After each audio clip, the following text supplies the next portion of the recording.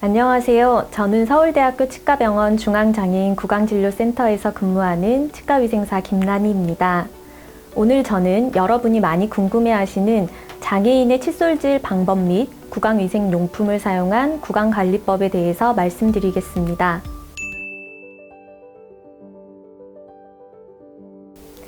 칫솔모의 크기는 어금니를 2-3개 정도 덮을 수 있는 것이 적당합니다.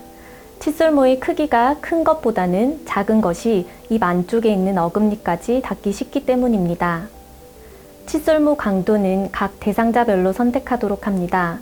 구강위생 상태가 나쁘고 평균 1일 칫솔질 횟수가 적은 사람의 경우에는 단단한 모를 사용하는 것이 좋고, 치주염이 있거나 시린니가 있다면 부드러운 모를 사용하는 것이 좋습니다.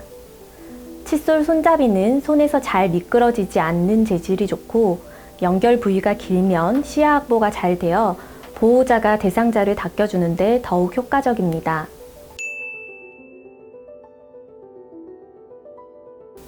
치약도 대상자별로 선택하도록 합니다. 잇몸은 건강하지만 1일 평균 칫솔질 횟수가 적어 구강위생 상태가 불량한 사람은 강한 마모력의 치약을 선택하는 것이 좋습니다. 만약 잇몸이 좋지 않은 경우에는 마모력이 약한 잇몸 전용 치약을, 시린니가 있을 경우에는 시린니 전용 치약을 사용합니다. 치약을 뱉을 수 있는 소화는 불소가 함유된 치약을 사용하는 것이 좋습니다.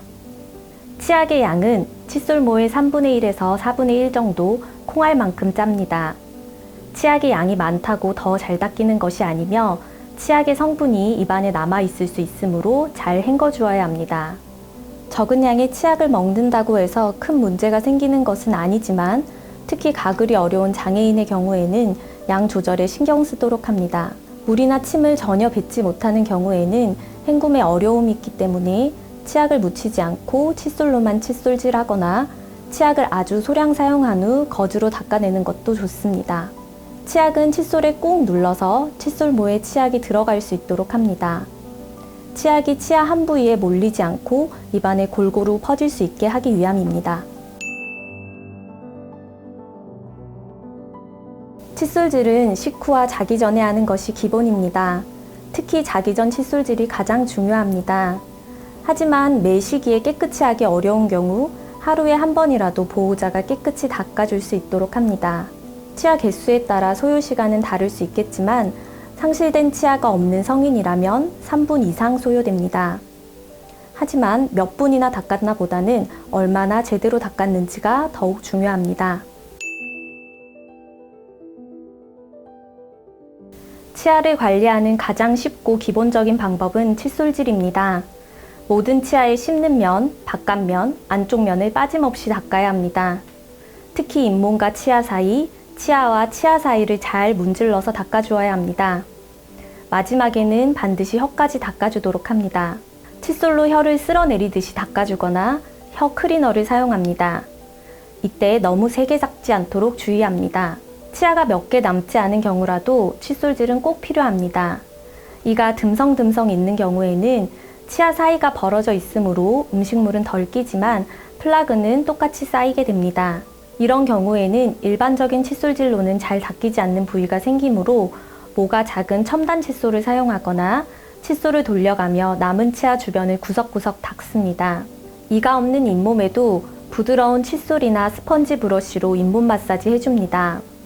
뇌병변 장애 등으로 안면마비가 있는 경우에는 혀 밑이나 볼에 음식 잔사가 남아 있어도 혀로 직접 제거하기 어렵기 때문에 양치할 때 이 부분까지 부드럽게 닦아주어야 합니다.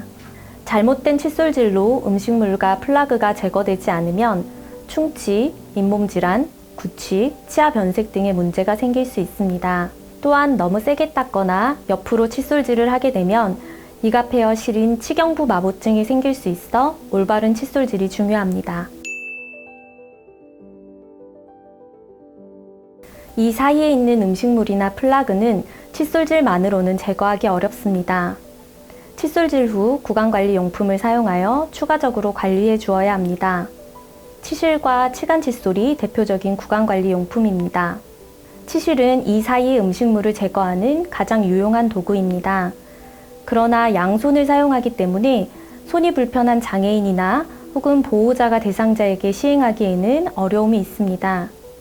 이때는 손잡이가 달린 Y자 치실이나 치실 손잡이를 사용해 볼 수 있습니다.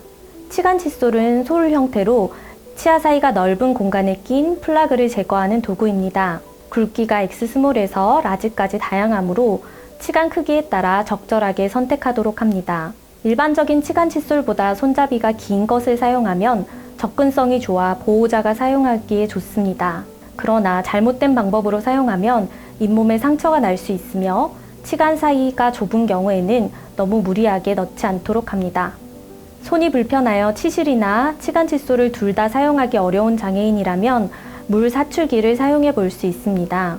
고압의 물을 유출하여 이 사이 음식물 잔사나 플라그를 씻어내는 구강관리용품입니다. 팁을 이 사이에 위치시키고 볼 쪽에서 입 안쪽으로 분사해가며 사용합니다. 손잡이가 크므로 치실이나 치간 칫솔보다 잡기 편하여 직접 관리가 쉽다는 장점이 있습니다. 치아에 대고 있으면 되므로 보호자가 대상자에게 사용하기에 좀 더 쉬울 수 있습니다. 그러나 치실이나 치간 칫솔만큼 플라그 제거가 되기는 어려우며 입 안에 물이 고여 흐르기 때문에 샤워할 때 혹은 세면대에서 고개를 숙여서 사용하거나 받침대를 사용하여 구각 부위로 흐르는 물을 받쳐내며 사용합니다. 일반 칫솔로 본인 스스로 섬세하게 양치를 할 수 없는 경우에는 전동 칫솔을 권장합니다. 혹은 전동 칫솔의 진동에 흥미를 느끼는 장애인에게 유용할 수 있습니다. 치과 치료에 협조가 낮은 장애인이 가정에서 전동 칫솔에 잘 적응하면 치과에서 사용하는 장비에 대한 거부감이 줄어 협조가 좋아지는 경우도 있습니다. 그러나 전동 칫솔을 사용하는 과정에서 무리하게 누르거나 문지르면 구강 내 손상이나 치아가 패이는 등의 문제가 생길 수 있으므로 주의해야 합니다. 또한 전동 칫솔을 쓴다고 양치가 저절로 되는 것이 아님을 명심해야 합니다. 전동 칫솔 사용법은 문지르거나 힘을 주지 않고 치아에 몇 초간 대고 있도록 합니다. 정확한 방법은 각 전동 칫솔 회사에서 권장하는 방법에 따르도록 합니다.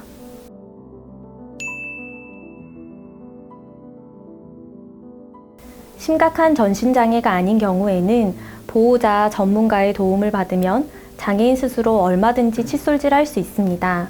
손 동작에 큰 무리가 없거나 모방이 가능한 장애인의 경우에는 가능한 스스로 이를 닦는 것이 바람직합니다.